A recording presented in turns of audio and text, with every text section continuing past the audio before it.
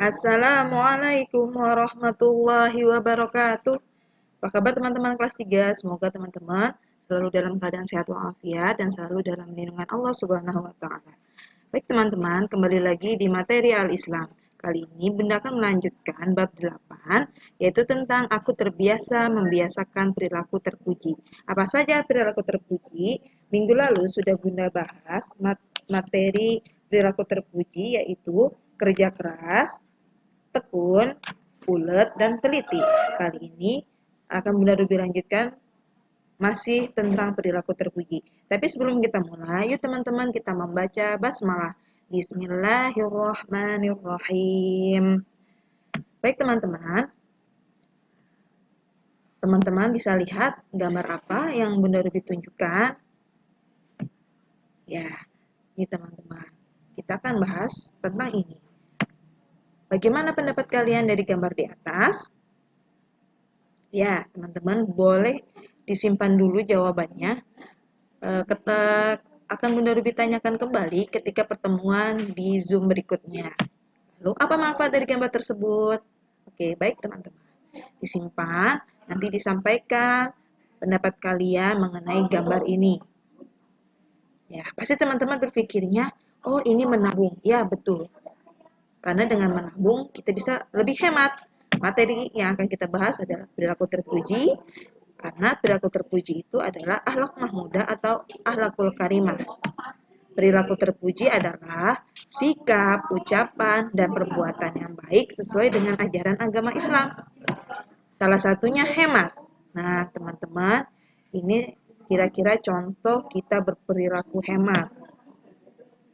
Hemat itu apa? Hemat adalah hati-hati dalam menggunakan uang, barang, dan lain sebagainya. Hemat bukan berarti bakir atau kikir ya teman-teman. Apa itu kikir? Kikir itu pelit. Bukan berarti pelit teman-teman. Karena hemat itu adalah pandai menggunakan uang atau barang untuk hal-hal yang berguna. Namun tetap beramal juga. Bukan berarti pelit juga ya teman-teman. Jadi lawan dari kata hemat adalah boros. Boros itu apa? Boros adalah menggunakan sesuatu secara berlebihan dan kurang bermanfaat. Itulah boros.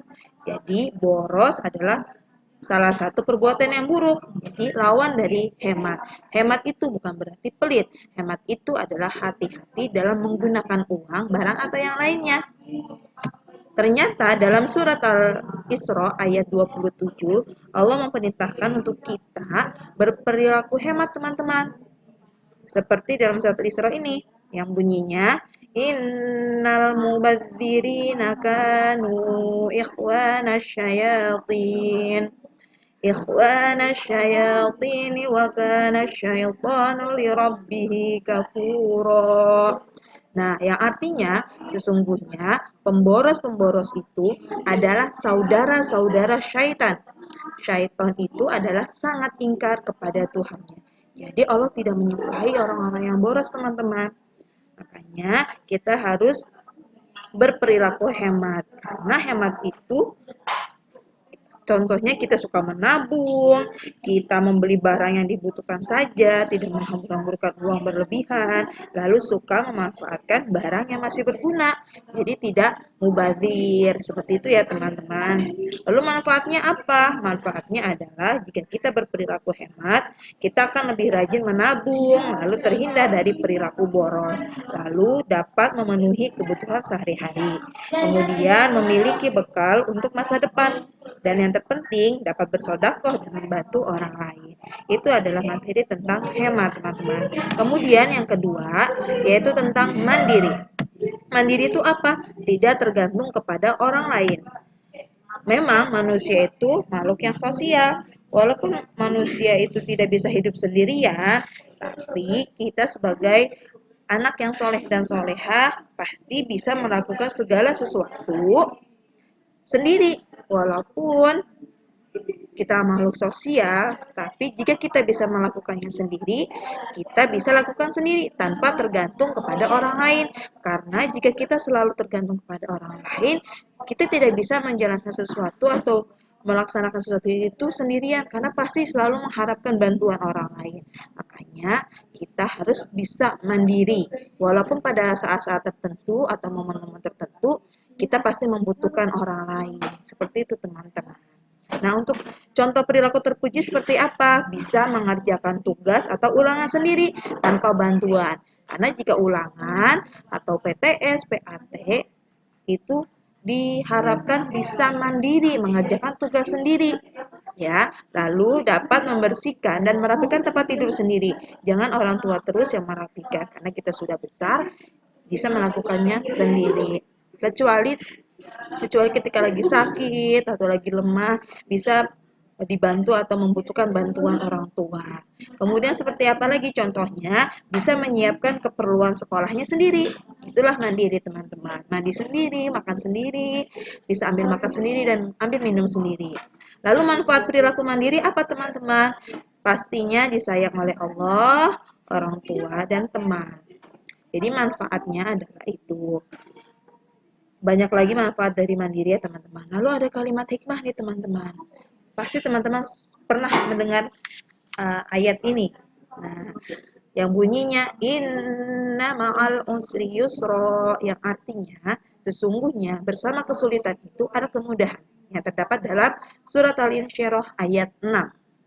Teman-teman sudah kita bahas juga surat Al-Insyirah ayat 6 di bab 6 kemarin. Nah, jadi ternyata makna dari inna ma'al usri yusra adalah ketika ada kesulitan pasti ada kemudahan teman-teman. Ya, lalu manfaatnya apa dari materi perilaku terpuji yang sudah kita bahas? Semua perilaku terpuji akan membawa manfaat bagi diri sendiri maupun orang lain. Karena perilaku terpuji itu adalah perilaku yang baik ya teman-teman. Ketika kita melakukan hal yang baik, pasti akan ada manfaat yang baik juga bagi diri kita dan orang lain. Kemudian manfaatnya adalah disukai Allah Subhanahu wa taala, orang tua dan teman. Pekerjaan cepat selesai, mendapatkan hasil yang memuaskan, memperoleh kesuksesan dari semua yang kita usahakan dan memiliki bekal masa depan insya Allah. Yang terpenting adalah dimulai dari diri sendiri.